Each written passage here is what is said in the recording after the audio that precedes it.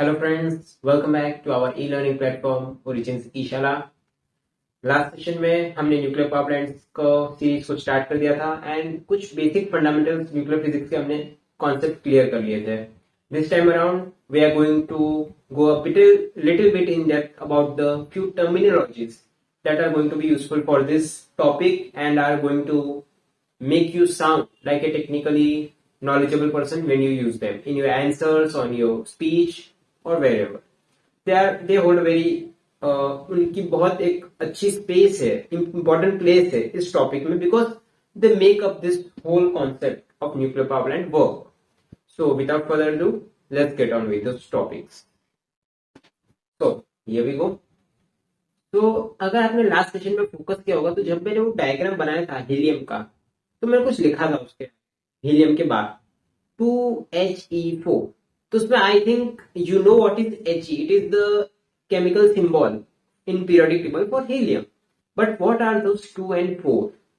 These are actually these values that we are going to study now. So first बात करते हैं atomic number की. What is this atomic number? और हाँ, आपको इनके सिंबल्स भी याद रखने हैं. For atomic number symbol is capital Z, mass number के लिए capital A and neutron number के लिए capital N, which is quite easy but it's not used. Of course, these two are very important, but this is a derived function, so it's not much important. So let's get ready. So first, atomic number.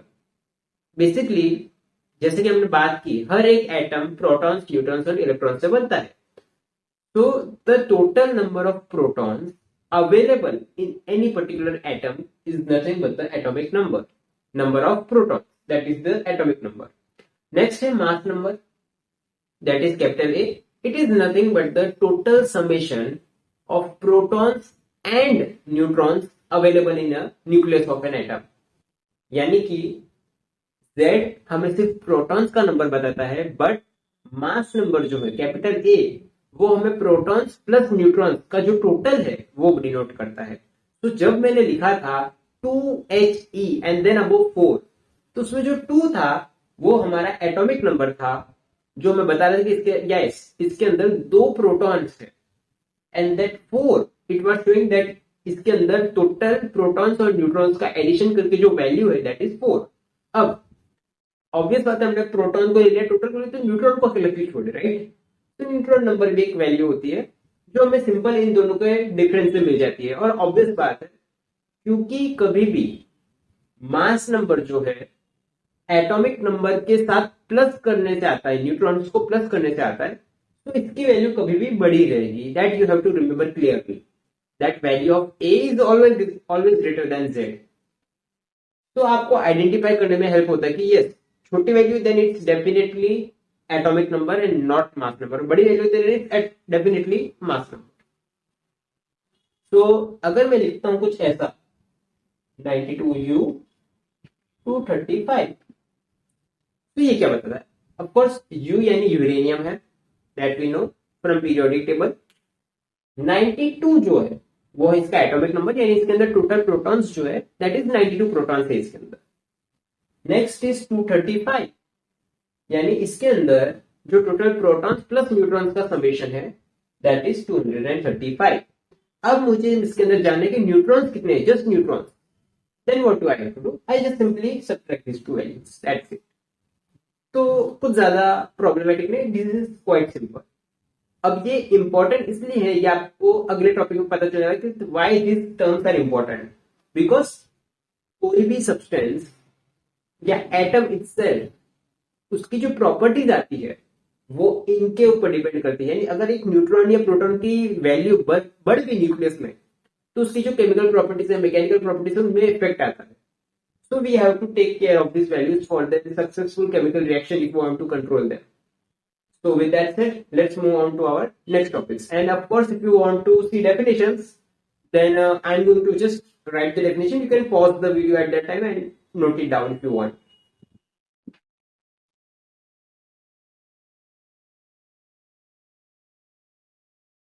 So ये term आपको आपके life के end moment तक याद रखना है, because it is the most IMP term of this topic, isotopes. तो basically हमारे पास एक होते हैं नॉर्मल एलिमेंट, दूसरे होते हैं the so called not normal element जो है isotope.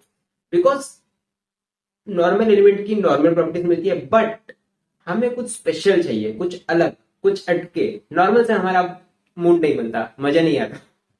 So for that say we chemically create isotopes of a material by changing some properties to get the required specific properties that we want during the reaction. तो isotopes होते क्या हैं? Basically in terms को आपको ध्यान में रखना है।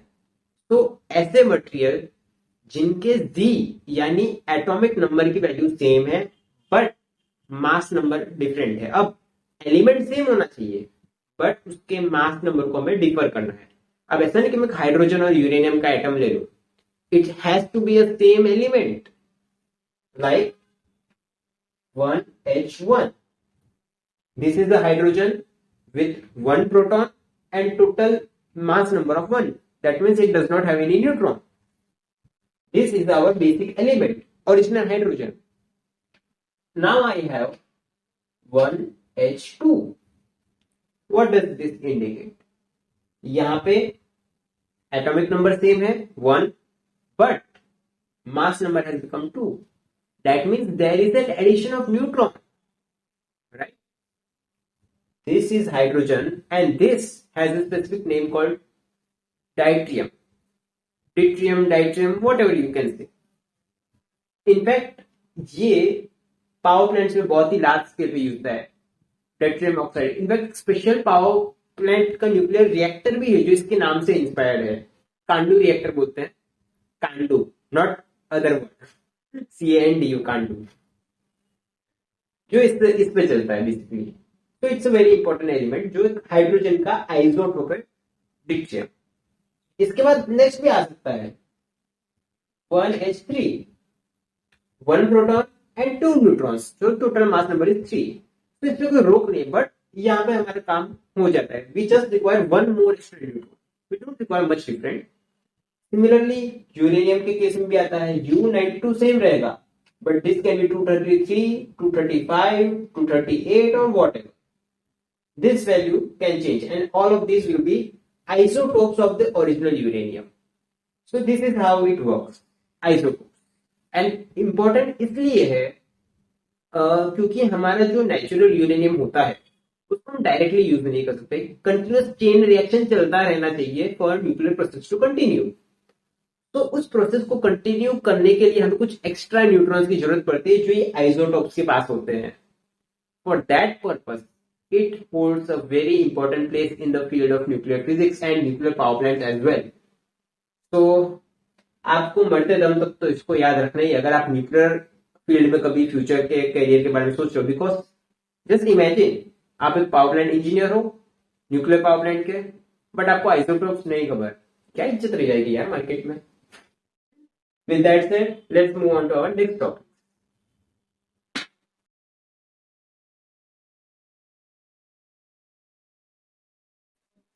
So, this is our next term, AMU, atomic mass unit number.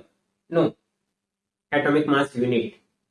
ये जो नंबर यूनिट का बहुत कंफ्यूजन आ जाता है, कंटिन्यूसली पढ़ते तब थोड़ी नींद आ जाती है, तो ध्यान रखिएगा कि मेरे जैसी भूल तुम ना करो। Atomic mass unit AMU। तो बेसिकली कोई भी एक एटम लो, उसका जो नंबर है मास नंबर, उससे उसको डिवाइड करो and then you get 1 AMU। For example normally हम कार्बन को एज अ स्टैंडर्ड डिफरेंस मानते हैं, तो उसके टर्म्स में हमने डेफिनेशन बनाई है कि C12 यानी carbon having a mass number of 12, उसका जो मास है टोटल C12 का केजी में आप लिखो and divide it by 12।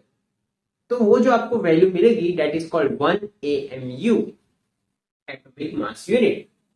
So basically C12 का जो मास है केजीज में वो 1.992678 ब्ला ब्ला ब्ला ब्ला ब्ला है केजीज में। तो आपको C12 है तो 12 से डिवाइड कर देना है, that's it, you will get the 1 AMU value. So I think this one was quite simple. हाँ, बस आपको ये याद रखना है कि इंटरनेशनली हम कार्बन को स्टैंडर्ड मानते हैं, तो आपकी डेफिनेशन कार्बन के ऊपर ही बेस होनी चाहिए। ऐसा नेसेसरी नहीं है कि हम कार्बन के लिए ही करें, but it is the standard. standard nomenclature, you can say. With that said, let's move on to our next term.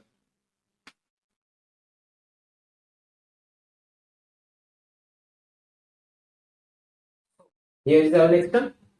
तो इसका नाम है मास डिफेक्ट, डिनोट करते हैं डेल्टा एम से. अब नाम से पता चल रहा है मास के अंदर कुछ डिफेक्ट है. some defect is there. We don't know yet, but there is some defect. तो बहुत ही कॉमन सिंपल कॉन्सेप्ट है. लेट्स से हम जानते हैं कि एटम प्रोटॉन, न्यूट्रॉन और इलेक्ट्रॉन से बनता है, राइट? तो अगर मैं एटम के अंदर रहे हुए प्रोटॉन्स, न्यूट्रॉन्स और इलेक्ट्रॉन्स के मास को, यानी जितने भी है उन सबको एडिशन करूं, तो मुझे उस एटम का मास मिलना चाहिए, राइट? बट एक्चुअल में ऐसा नहीं होता. एक्चुअल जो मास होता है एटम का, वो कभी भी ये जो टोटल समेशन है प्रोटॉन्स, न्यूट्रॉन्स और इलेक्ट्रॉन्स के मास का जो उसके अंदर है, उससे कम होता है. For some reason it is less because of the interatomic forces or some binding energy. There is some difference between the actual mass and the mass that we are expecting. This difference is known as mass defect delta m. तो बहुत ही simple था कि actual जो मास है that is less than what we were expecting. That is the total summation of protons, electrons and neutrons mass. This difference is known as mass defect. Quite simple, right? So let's move on to our next term. So this is our next definition, binding energy. इसका symbol है E और subscript में small. तो basically हम ये जान चुके हैं कि एटम के न्यूक्लियस में कभी भी प्रोटॉन्स एंड न्यूट्रॉन्स होते हैं एंड इलेक्ट्रॉन्स ऑर्बिट में घूमते रहते हैं. बट न्यूक्लियस जो है एक फिक्स एंटिटी है जो एक स्टेबल कोर एटम का बनाती है, stable core. But how is it possible? कोई भी चीज को स्टेबल होने के लिए बैलेंस होना जरूरी है, राइट? पर न्यूक्लियस जो है वो खुद स्टेबल कैसे हो सकता है जब उसमें सिर्फ एक्सेस पॉजिटिव चार्ज है? क्योंकि न्यूक्लियस में होता क्या है, प्रोटॉन्स एंड न्यूट्रॉन्स. न्यूट्रॉन्स के पास कोई चार्ज नहीं है और प्रोटॉन्स के पास पॉजिटिव चार्ज है. तो इन टोटल जो पॉजिटिव टोटल एनर्जी होगी वो पॉजिटिव होनी चाहिए, जिसकी वजह से वो अनस्टेबल होना चाहिए. But still there is some force जो उसको बांध के रखता है, जो उसको पकड़ के रखता है, उसको अनस्टेबल होकर भागने नहीं देता उन प्रोटॉन्स को. That force is not electrical, not gravitational, ये ऐसा टाइप का कुछ फोर्स नहीं, but it is some new force जिसको हमने कॉइन किया था बाइंडिंग एनर्जी फोर्स. तो this energy exerted by the binding force is known as binding energy. अब ये जो बाइंडिंग एनर्जी है या बाइंडिंग फोर्स है, ये न्यूट्रॉन्स के बीच में भी काम सकते हैं, यानी दो सेम न्यूट्रॉन्स के बीच में भी काम कर सकता है, दो प्रोटॉन्स के बीच में भी काम कर सकता है, और इनफैक्ट प्रोटॉन और न्यूट्रॉन के बीच में भी काम कर सकता है. This P and N is nothing but proton and neutron. इनके बीच में ये जो लिंक है, जो एनर्जी है उनके जोड़े रखते हैं, that is binding energy and the force is binding. I think it's quite simple. तो आई होप आपको आज का सेशन अच्छा लगा हो. अगर अच्छा लगा हो तो इसे लाइक करें, अपने दोस्तों के साथ शेयर करें और सब्सक्राइब करें हमारे चैनल को. और अगर आपको कोई भी रेफरेंस बुक चाहिए हो, then do visit our blog www.originsconglomerate.blogspot.com. With that said, we will meet again in the next lecture with a few more important terms, particularly related to nuclear power plants process, how the process is happening. So look forward to it. Thank you. When you want to get off that darkest ground, but gravity pulls you straight down. Earth from a bird's eye view. You should grow feathers and see this.